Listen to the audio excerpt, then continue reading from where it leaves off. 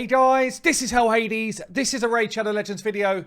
Guys, we're going to try and smack Bommal with one of the fastest teams that exists today.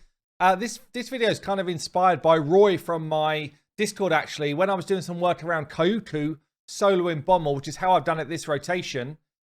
He sent me a message in Discord and basically said, yeah, never mind about Kyuku. Look at this speed farm team. And it's all sorts of grossness using Geomancer as the main damage. So I've gone over to the optimiser and I'm like, can I try and find a team like the one that Roy was building, Roy was working on? And I've gone into team optimiser up here, picked out Doom Tower, Dark Fate section, gone into hard, then clicked out Bommal, suggest my team.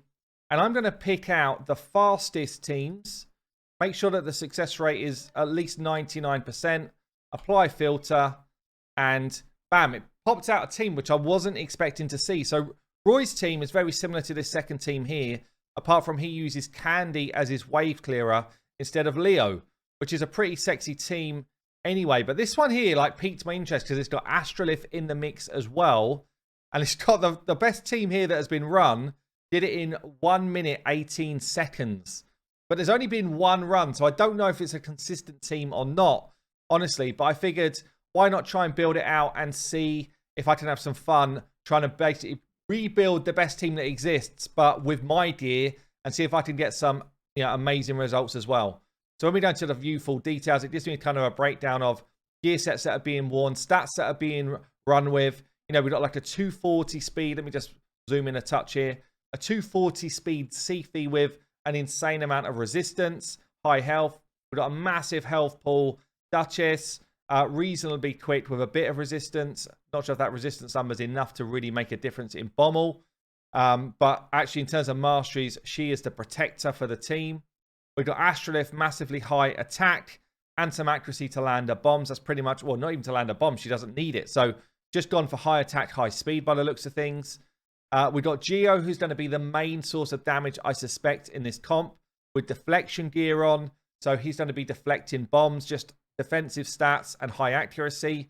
And then Candy, I can only imagine, is in there for pure wave clear. So we've got a massive, great, big, savage Candy here. 7.8k attack, 309 crit damage. I don't think I can get anywhere near those numbers, but let's see what I can do. So we just copy to optimizer. What this will do is it will copy the stats of speeds and accuracies. It won't copy all the rest of the stats, and it won't copy the gear sets because we let people kind of work on what they own and pull out the stats you need. So what I tend to do at this point is just take a cheeky screenshot so I can see all of the detail, and then I can kind of come back to that screenshot a little bit later on when I'm doing masteries and stuff like that. It's also worth looking just at the bottom here. If you go show all, it will just kind of show you what people are using for defaults for setting up their team. So, are they turning off abilities? So yes, you can see here, Geo, he's turned off the A3 apart from on the boss fight, which is what I would have expected to see. Anyway, I can kind of go through, grab the details I want, and see what I can do. So copy to the optimizer will give me the speeds that he's running. And yeah, I don't know whose team this actually is. So congrats for those who's kind of pulling together these type of crazy comps. But you can see when I copied it across, if we go into stats, it's copied across the speed and the accuracy required. If the accuracy looks like just a null and void stat like it is here, you can just delete it out and run with what you want to. But I'm going to try and build this now, see what sort of stats I get to, and then we're going to try it out on Bommal. Right then, the build is done. Let's see how close I actually got to these builds that we were looking for. So we had an 85k, 3k defense, Siphi with 244 speed, 765 resistance. This is throwing people in my best gear. So this shows kind of what we're up against here. I had quite a considerable amount less HP, a little bit less speed, but about the same resistance. I'm hoping the speeds aren't exactly like tuned so that you have to use them at that speed. I don't think that they are, because there's masteries and stuff where it boosts turn meter. So I think they might just be like a kind of roundabout number. But we're in the kind of ballpark there with Siphi. A little bit low on health, but we got the resistance we needed. A Duchess here, like 114k HP Duchess, 4.2k defense, 225 speed, 320 odd resistance in Swift Parry gear. So I got mine in Swift Parry. Not too far from what I had initially, actually, but with 107k, so I'm a bit short on HP, a bit short on defense, and I got the other numbers that I needed. So Duchess is good to go. The Astrolith, this was the big one, right? 8.2k attack in immunity gear with 315 speed. Like, those numbers are kind of insane.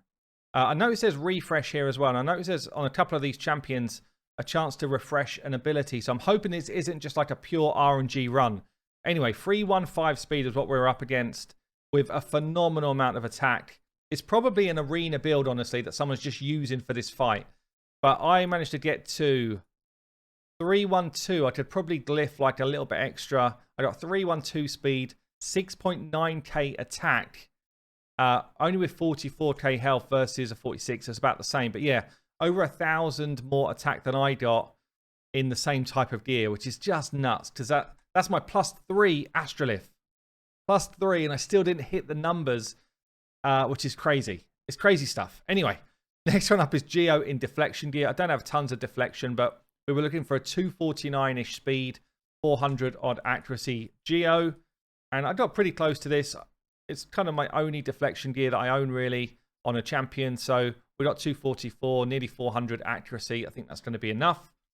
And in the final champion here, again, this is a nutty one. So I've put my Candy in my best offensive gear in Savage. So he's got 7.8k attack, 309 crit damage, still running pretty fast, like 203 speed. And I've got... It just kind of shows you, like, I mean, I've got gear which most people would dream about, and my gear is nowhere near these kind of top gear people. So 177 speed, I'm quite short on speed. I'm 70% down on crit damage, and what, another 1,400 attack down whilst being slower. Where's my gear at? Where is my gear at? How have you got those sort of stats? I'm guessing the only way you can get to those stats, I think, is if this is maybe a +4 Candy. I'm not sure what else can be done.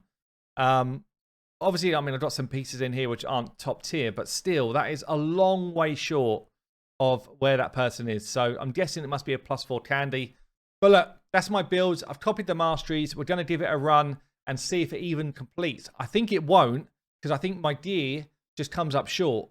But let's give it a try. Right then, I've set up the team as it is in the optimizer. So we've gone in and controlled everyone's abilities with AI. This so for Sifi, we've got round 2. We open up with our A2. And then for round 3, we actually open with an A1 into the A2. I guess that's because of the buff rip. For Duchess, nothing in round 1. Round 2, we don't use our A2. We're saving it for round 3, which is the boss fight, which we open with. Astrolith, we just don't use her bomb ability until the boss, and then we open with that. Geomancer, we don't use his A3 until the boss fight, and then we open with that. In fact, I need to turn it off here. Don't use it. And we don't use his A2 for the boss fight. And then Candy, we open with his AoE. We use his increased buff, buffing himself before he AoEs wave 2. And then for the boss fight, we literally just use his A1 because he has a buff up most of the time. So you get the double slap from his A1. In terms of time, like, firstly, I don't know if this is going to work even. But in terms of time, if it does work, I think I'll be naturally slower because I don't think my Candy can one-shot wave 2. Okay, so we're running through here. Now, basically, I'm not sure if my Candy's got enough damage. Oh, he does. He's got enough damage to kill wave 1. That's good. Wave 2 is a slightly tankier wave, so this might be a little bit more awkward. But I think the Candy that I was up against is probably one-shot in wave 2 comfortably with this self-buff. Gets 40% more damage from his buff, plus another... plus he's got increased attack that he's putting on himself. So this shot here, better than I thought. Only one person up, 30 seconds gone so far. The question is, do I have enough stats to sustain my team for the main fight? So I probably don't want him doing that again, that buff again. I just want him hitting at that point. So probably turn that off after he does his first hit, actually. Anyway, 54 seconds onto the boss. This is now the scary part. Double bombs go on and explode.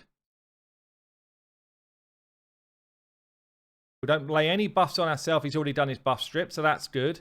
We get the burnout from Geo. basically now whenever we take damage, when Geo is alive, we have the opportunity to get Geo hits away. The Geo passive hits. And that's where a lot of our damage comes from. Look at that. Chunks of damage. And we've got 2 people that can revive people in our team, basically. So we also got natural healing from Sifi. Whenever Sifi has a turn, we get some natural heals going off. We've got the passive damage reduction from Duchess coming in. And then every now and again, Astrolith will just be like, oh, by the way, here are a couple of bombs for you. There they are. A couple more. Nice chunky damage. Stay alive, Geo. Damn, this is actually looking pretty damn solid so far. Candy's down again. Taking another dive. I don't know if I've deflected any bombs yet. I mean, that's obviously RNG, whether you do that or not. We do need Geo alive. Like, if Geo's not in the fight, we lose a considerable amount of damage. And every time we've having to revive someone other than Geo, it's a bit of a nightmare. Because now we've got no burnout. We've got no passive Geo damage getting done. We also don't have the passive Geo damage reduction happening at the same time. So, like a double whammy hit if Geo goes down. So maybe I need a slightly tankier Geo to get my job done here, because we haven't had burn on for ages. We're at 2 minutes 30 though. Get your burn on, Geo. What are you doing? Here we go. 2 minutes 40. So if it's anything around 3 minutes and it's a clear and it's consistent, then damn, this is a quality team. Pop. 248. That's the fastest I've ever done Bommal, and it was full auto.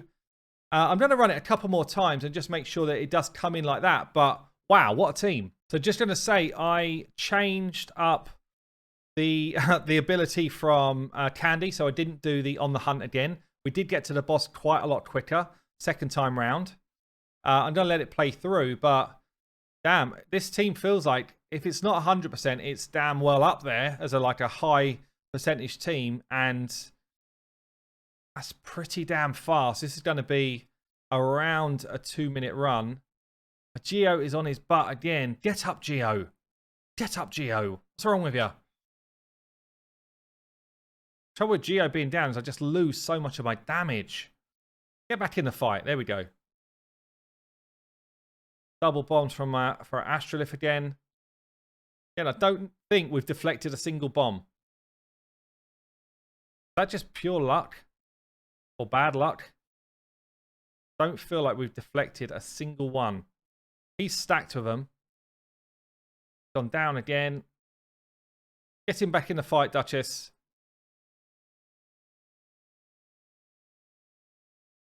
You almost want for the AI to tell the AI, maybe I need to swap their positions. It's like, stop reviving Candrathon. Revive Geomancer. Geomancer's our win condition. Back. Will he stay though? Will he be dead? Oh, it's dodgy. It's dodgy. Get your burnout, Geo. Doesn't even have it yet. Saying that, we're healing up well. Like, I did not expect to do this much healing and survivability without a Vogoth in the setup, honestly. It's very cool. Sifi is just doing like so much healing work. Double bombs there from Astrolith. I think it's going to be a very similar time to our first run. Bam. 244. That feels like it's going to be consistent. Yes, it's an endgame build. I am, believe it or not, an endgame player, but sweet. Whoever built that team, hats off to you. It's damn good. Shame I couldn't quite get to your stats, but that is a like insane Bommal setup. And if you don't have the Astrolith, try replacing the Astrolith spot with a Vogoth for more survivability, and Candy can kind of be any wave clearer that you need, basically. Any wave clearer here. This could be a Vogoth for survivability, and the rest of the positions, I feel like they're kind of needed if you want to go for the fast stuff. But there you go, guys. I've been Hell Hades, blowing up Dreadhorn again, blowing up Bommal. I will see you later.